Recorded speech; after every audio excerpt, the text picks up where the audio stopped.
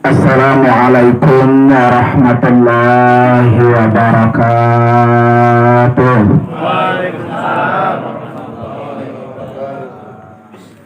Bismillahirrahmanirrahim. Alhamdulillah. Alhamdulillahilladzi khalaqal mauta wal hayata liyabluwakum ayyukum ahsanu amala. Para bapak hadirin sekalian, kalau malam hari ini almarhum Bapak Soekarno telah dipanggil oleh Allah, insya Allah besok kita apa? Menyusul. Pasti nggak Pak? Pasti Pak. Entah besok, entah lusa, minggu depan atau bulan depan, pasti kita akan seperti almarhum Bapak Haji Soekarno. Nggak ada orang yang abadi. Makanya kata Allah, kullu nafsin dha'iqatul maut. Semua orang atau semua yang berjiwa, bernafas, pasti apa? Mati. Gak ada yang gak mati. Yang muda mati, yang tua juga apa? Mati. Yang sakit-sakitan juga apa? Mati. Yang seger buger juga apa? Mati. Gak ada yang gak mati. Nah, malam hari ini para bapak sekalian, almarhum Bapak Soekarno memberikan nasihat sama kita. Makanya kata Rasulullah, kafa bil mauti wa'izo. Cukup buat kita semua, mati itu adalah nasihat. Apa yang dinasehatin oleh almarhum? Bahwa besok kita nyusul. Besok kita akan mengalami seperti yang dialami oleh almarhum Bapak Soekarno. Oleh karena itu para bapak hadirin sekalian, karena semuanya akan mati, jadi tidak perlu selama kita hidup di dunia itu bersombong-sombong. Ya, yang kaya nggak boleh sombong, yang sehat juga nggak boleh sombong, yang punya jabatan tinggi nggak boleh sombong, yang miskin juga nggak boleh apa? Sombong. Atau orang Jumalang ilokan, udah miskin pakai apa? Sombong Pak. Yang kaya juga nggak boleh apa? Sombong. Apa yang disombongin para bapak sekalian? Sebanyak apapun kekayaan kita, ini tidak ada yang kita bawa mati. Nggak ada mobil mewah kita, rumah mewah kita, jabatan kita, nemenin kita di mana? Di kuburan. Nggak ada. Semuanya kita akan tinggalkan. Siapa yang nemenin kita, para bapak sekalian? Adalah amal soleh kita. Cuma itu. Karena itu ketika kita diberikan kesehatan oleh Allah, bagaimana ini sehat punya amal soleh? Kalau kita dikasih harta yang berlimpah oleh Allah, bagaimana ini harta biar menjadi teman kita ketika kita berada di alam kubur? Ketika kita dikasih jabatan, bagaimana jabatan ini bisa menjadi teman yang setia ketika kita berada di alam kubur? Ini Pak, nasihat yang sedang diberikan oleh almarhum. Jadi para bapak sekalian, kalau kita tahu Pak ya, kita sama-sama tahu bahwa hidup di dunia ini hanya sebentar, hanya sesaat, maka tidak pantas kalau ada orang sama tetangga nggak akur, kalau ada orang sama saudara nggak akur, kalau ada orang sama orang tua nggak akur, ya Pak ya. Karena nggak ada yang itu bisa membuat kita tenang ketika kita berada di alam kubur. Makanya kata Nabi, ad-dunya mazra'atul akhirah. Dunia ini hanya untuk mencari bekal buat kita hidup ketika kembali ke alam akhirat. Dan Allah sudah tegaskan, wal akhiratu khairul laka minal ula. Bahwa akhirat itu kata Allah lebih baik buat kamu daripada kehidupan dunia. Dalam ayat lain kata Allah, wal akhiratu khairu wa abqa. Dan akhirat itu lebih baik bagi kamu dan lebih apa? Kekal. Kenapa kadang-kadang kita Pak ngerebutin yang tidak kekal? Sampai-sampai bertumpahan darah. Hidup berdampingan sama tetangga Pak ya. Memang gara-gara batian, gara-gara solokan Pak ya. Gara-gara parkiran, marah. Agak negor-negor. Sehari nggak negor, 2 hari nggak negor, bulanan, tahunan nggak negor. Nggak perlu kita seperti itu, karena itu semua akan sia-sia. Itu semua tidak menjadi amal soleh. Nah karena itu para bapak sekalian, pesan Rasulullah Sallallahu Alaihi Wasallam, aktsiru dzikra hadimil ladzat. Ini pesan Nabi Pak. Perbanyak-banyak, kata Nabi, banyak-banyak kamu mengingat yang memutuskan kenikmatan, kelezatan. Apa itu? Dunia. Harus banyak-banyak mengingat kematian. Makanya dalam hadis lain, orang yang paling banyak Pak ingat mati, Nabi bilang itu adalah ikyas. Orang yang cerdas. Jadi orang yang paling cerdas adalah orang yang paling sering mengingat kematian. Jadi kalau kita mau raba-raba buat diri sendiri Pak ya, dalam sehari berapa kali kita ingat mati? Nah itu masing-masing dah. Makanya kata Nabi, orang yang sering mengingat mati itulah orang yang paling cerdas. Kenapa Nabi nyuruh kita Pak sering-sering ingat mati? Yang pertama, dunia bukan segalanya. Kadang-kadang Pak ya kita mati-matian, pergi gelap, pulang gelap, lupa sama tetangga, lupa sama ngaji, lupa sama majelis taklim, sholatnya juga kayak capung cebok. Kenapa? Capung cebok, asal sholat doang begitu ya.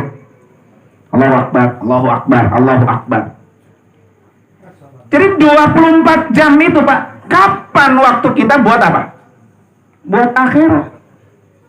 Padahal akhirat itulah kehidupan yang kekal dan yang lama. Dunia yang hanya sesaat, sampai mati-matian kita kejar. Makanya Nabi nyuruh apa? Banyak-banyak ingat mati. Kalau kamu selalu ingat mati, jadi dunia bukan segalanya. Jadi kalau ada orang pamannya Pak ngerebutin batian, biarin. Kalau bahasa orang Betawi, wah agak bawa itu mati. Ya Pak ya, emang semeter 2 meter, biarin diambil. Ya kan? Bagian temen gitu ya. Kita nggak bawa apa tuh? Mati. Nah itu kalau kita suruh ingat mati begitu. Jadi nggak ada dunia yang kita rebutin. Ya kadang-kadang kan Pak ya, tebang kurang semeter aja sama saudara, wah susah disebut dah. Gara-gara kurang apa tuh? Semeter. Atau kadang-kadang kita beli sesuatu tebang kurang ya 2 gram, 3 gram, namanya beratnya ya. Apa berantem? Padahal itu urusan apa tuh? Urusan dunia. Dunia nggak ada yang apa? Kekal. Makanya itulah hikmah kenapa kita disuruh banyak ingat mati, supaya kita nggak mati-matian ngejar dunia. Dunia Pak dari dulu sampai sekarang emang begitu ya Pak ya. Makanya kata Rasulullah, orang yang selalu gila dunia Pak, ngejar dunia, ngejar kekayaan, udah kaya dia pelit. Bola kuning buntut gasir. Ya Pak ya. Dikasih sumbangan, dimintain sumbangan, kata dia apa? Emang kata lo nyari duit gampang, lo lagi nedeng aja minta doang lo ya. Begitu Pak ya. Diajak urun rembuk, susah. Begitu ya. Kalau orang udah kaya Pak, dikasih rezeki banyak, terus dia pelit, pelitnya kebol-bol Pak ya. Maka kata Nabi, orang ini nanti di akhirat akan dikumpulkan sama Qorun. Qorun Pak, kenapa itu disebut Qorun? Karena kalau orang kita ada istilah harta karun gitu Pak ya. Qorun itu adalah orang yang kaya Pak, sampai hartanya tenggelam. Makanya bapak-bapak kalau jalan-jalan ke Mesir itu nanti bisa mengunjungi namanya Danau Qorun di sana, Danau Qorun. Disitulah dimana Qorun dulu tenggelam bersama harta kekayaannya. Nah kalau ada orang mati-matian Pak, gila jabatan, coba Bapak lihat berapa banyak orang ketika mau naik jabatan harus nyogok sekian. Maka orang yang gila jabatan nanti di akhirat akan dikumpulkan sama Fir'aun. Na'udzubillah.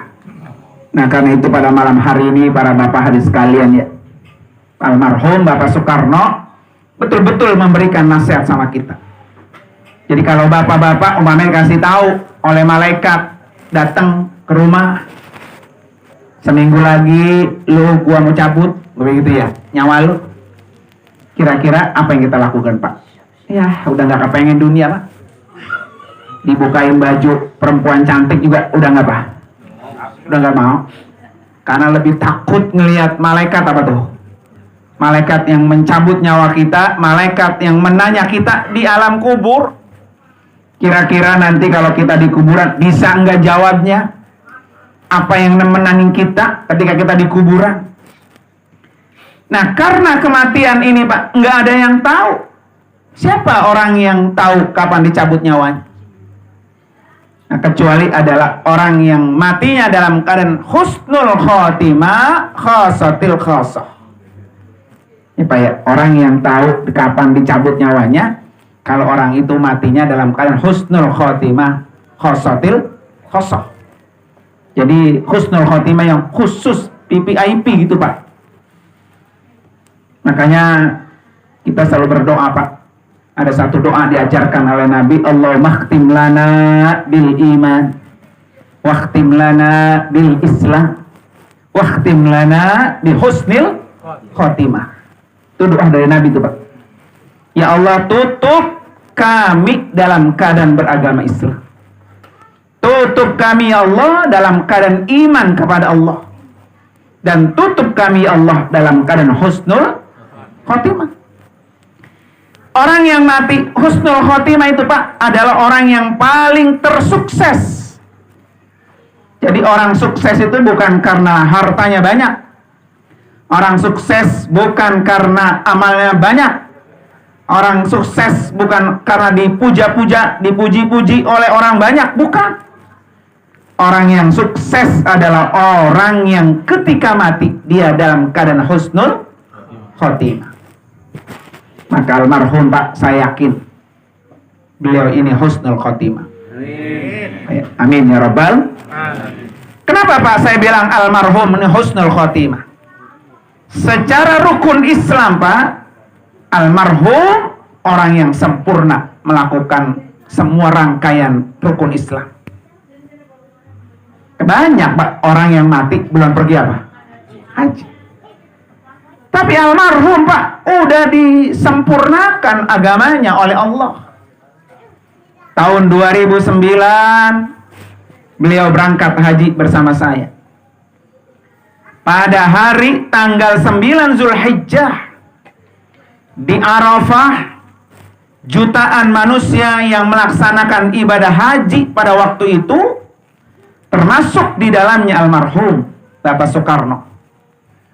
Ketika mereka semua berada di Arafah, apa kata Allah Pak? Sama jamaah yang sedang wukuf pada waktu itu. Kata Allah, Al-yawma akmaltu lakum dinakum wa atmamtu 'alaikum ni'mati wa raditu lakumul Islam madina. Kata Allah, pada hari ini aku sempurnakan agamamu dan aku sempurnakan nikmatnya dan aku ridho, kata Allah, Islam sebagai agamamu. Nah, ayat ini Pak hanya buat orang yang berwukuf di Arafah tanggal 9 Zulhijjah. Makanya pesan Allah Pak ya, pesan Allah sama kita Pak. Ya ayyuhalladzina amanu ittaqullaha haqqa tuqatih wa la tamutunna illa wa antum muslimun. Itu target paling utama kita Pak.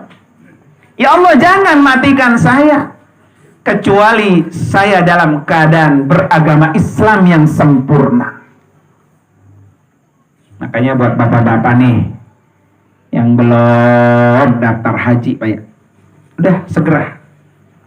Ingat, belum tentu besok apa masih hidup Pak ya. Sekarang kan Pak, daftar sekarang berangkatnya 2045 Pak. Nunggunya 25 tahun. Ya kan? Makanya pesan Nabi apa? Orang yang punya harta banyak, cukup, dia juga sehat, pemerintah tidak menghalangi dia pergi haji, tapi dia belum juga pergi haji Pak, sampai mati. Maka kata Nabi, orang ini tinggal pilih, mati dalam keadaan Yahudi atau mati dalam keadaan Nasrani. Kadang-kadang kan Pak, kita diulur-ulur. Ntar Pak Ustadz, rumah belum jadi. Ntar Pak Ustadz, anak-anak belum pada gede.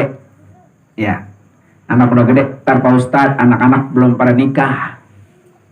Ntar Pak Ustadz, cucu belum apa? Belum lahir ya. Gak habis-habis Pak, dunia emang begitu.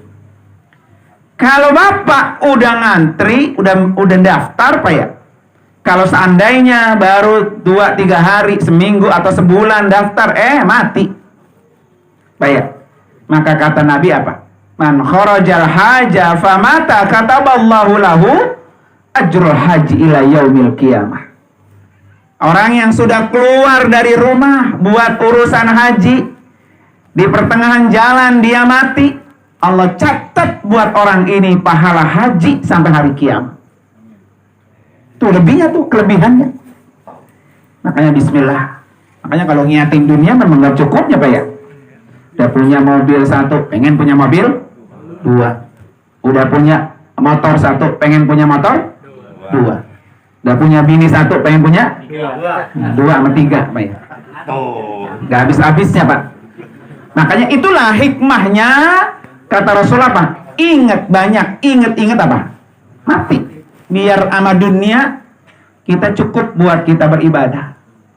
Ya Pak ya, bisa sholat sehat, bisa baca Quran sehat, buat ibadah sehat, buat infak jariyah ada, udah.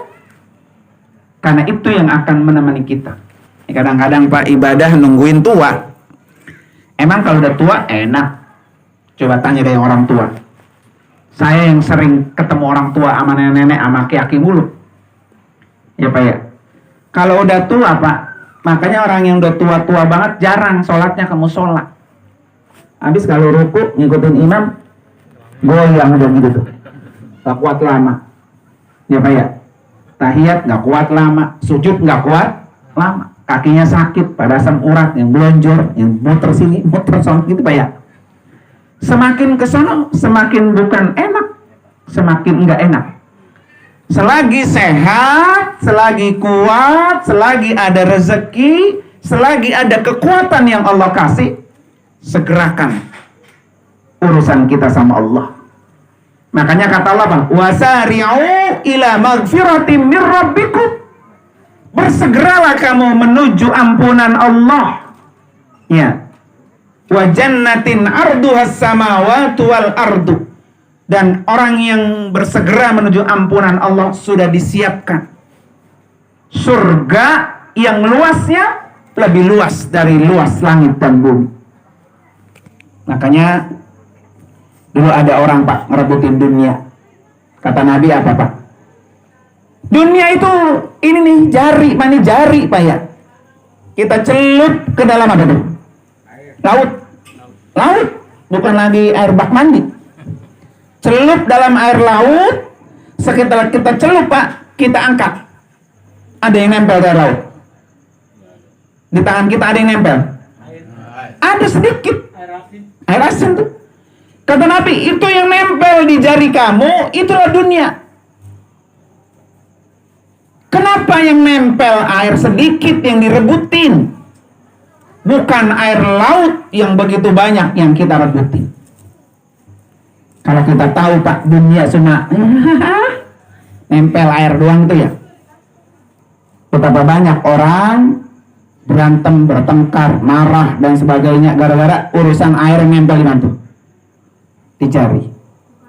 Nah, sayang Pak ya, orang kadang-kadang mungkin belum tahu yang kita rebutin hanya air yang nempel dalam jari. Padahal Nabi udah bilang itu tuh. Makanya kata Allah begini Pak, kalau kamu meminta, mintalah harus balance gitu Pak. Rabbana atina fid dunya hasanah. Jangan dunia yang dicari terus. Tapi kata Allah, wa fil akhirati hasanah. Harus balance. Harus ada dunia kita cari, dunia kita minta, akhirat juga kita apa? Minta. Coba Bapak, pernahkah Bapak minta sama Allah, ya Allah, jauhkan sifat-sifat jelek saya. Ya Allah, jauhkan kekurangan-kekurangan saya. Jarang Pak. Padahal kita, diri kita, kejelekannya pasti apa? Ada. Kekurangannya pasti apa? Ada. Tapi pernahkah kita minta, ya Allah, dijauhkan semua kejelekan diri kita? Yang kita minta, ya Allah, berkahi rezeki saya, sehatkan badan saya, ya Allah, murahkan rezeki saya, ya Allah, lancarkan usaha saya, bisnis saya, begitu Pak ya? Nah itu yang sering kita minta itu. Tapi kata Allah suruh balance. Kalau perlu ada sifat-sifat jelek dalam diri kita, kita minta sama Allah. Jangan sampai ada dalam diri kita. Nah pada hari ini insya Allah Pak ya, almarhum sudah luar biasa, menjadi manusia yang sempurna rukun Islamnya. Dan mudah-mudahan kita yang hadir diberikan nasihat. Kalau bahasa orang sininya Pak, lu kalau mati, kalau udah haji baru mati, begitu dah. Iya ya, kalau udah haji baru apa? Mati. Supaya kita ngadep Allah, ya sempurna nih rukun Islam kita, tercatat di mata Allah Subhanahu wa ta'ala. Karena itu mari para bapak hari sekalian, kita kirimi Fatihah buat almarhum. Mudah-mudahan kiriman ini menjadi amal tambahan di alam barzahnya. Ala hadiniyah wa kulli niyatin salihah wa ila hadratin nabi al-fatihah. A'udzubillahi minasyaitonir rajim. Bismillahirrahmanirrahim. Alhamdulillahirabbil alamin arrahmanir rahim maliki yaumiddin. Iyyaka na'budu wa iyyaka nasta'in. Ihdinas siratal mustaqim. Siratal ladzina an'amta 'alaihim ghairil maghdubi 'alaihim waladdallin. Amin. Terima kasih dan mohon maaf. Hadanallahu wa ikum ajma'in. Assalamualaikum warahmatullahi wabarakatuh.